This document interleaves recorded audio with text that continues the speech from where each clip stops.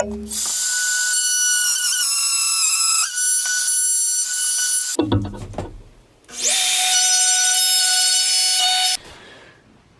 so some of you mentioned in my last video about the perfect box joint jig that I didn't show enough on this step where I installed the pins. I am going to show you how I do that. So I've cut a couple of pieces here. The one piece fits exactly the blade width. So I took a pair of pliers and took out the first pin that I use, and this is because I'm going to realign my pin.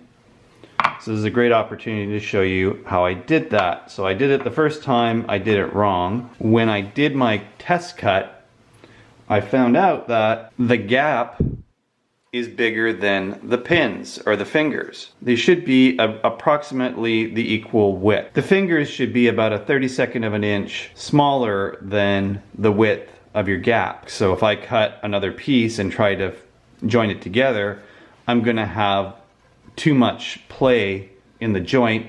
It's not gonna fit together as snug, and it's not gonna give me what I'm looking for.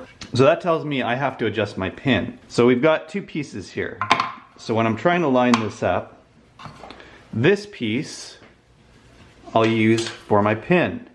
So I know this is going to be a great pin because it fits perfectly in the negative space. So that's a perfect pin. We'll use that piece. This piece is about a 32nd of an inch too wide. I could hit it with a mallet and get it in there, but I'd be forcing it in. But it's just a little too wide, which is actually kind of perfect for my spacer. So you got a pin and you got a pin and you got a spacer. Now your spacer is the most important piece. I'm going to put it in, I'm going to install it just a hair over the line where the cut is. So I'm going to rest it there, and then I'm going to put my pin right beside it.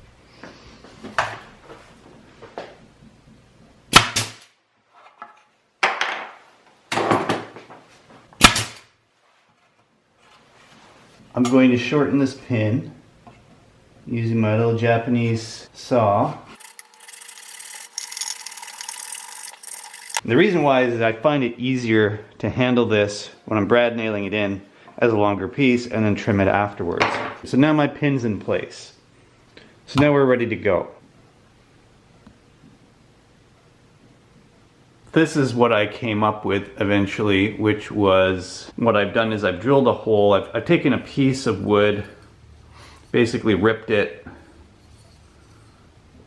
So it was like this, I ripped it, drilled a hole for a nut on this side, on this piece. Not all the way through, obviously, but enough so that I can now comfortably install a bolt into it. So now with that trapped in the wood, I'll be able to add this piece to the back of my jig. I'll brad nail it in to the back of the jig.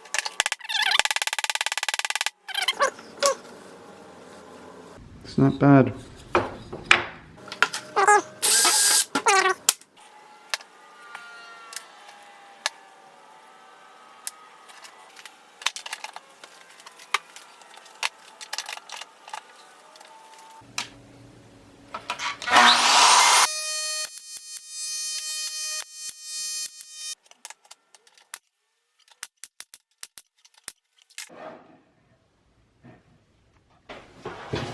So I take a scrap piece, my jig is set up. For shorter pieces, you can raise the ledge at the bottom so that the jig is clamped in still, but you can maneuver the piece in and out of the jig.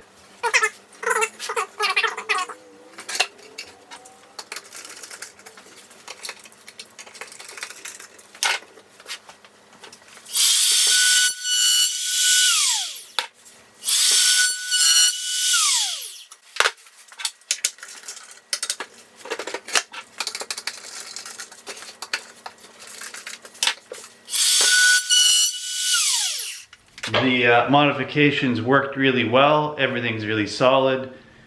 It's staying in place. It's locking up nice the way I want it to. Getting pieces in and out are much, much easier. So I just slide stuff in, take this and lock it up. One end, give it a squeeze with my hand on the other end, lock it up. This is the modified version of the Box Joint Jig. It works even better because everything's totally adjustable. If I have a thick piece of lumber in here, I can, and I want to go crazy on a 2-inch piece of board, I can do that and still get the perfect box joint. So I'm happy with the results. This makes doing this process so much easier. You hardly have to think about it once you get your board in there.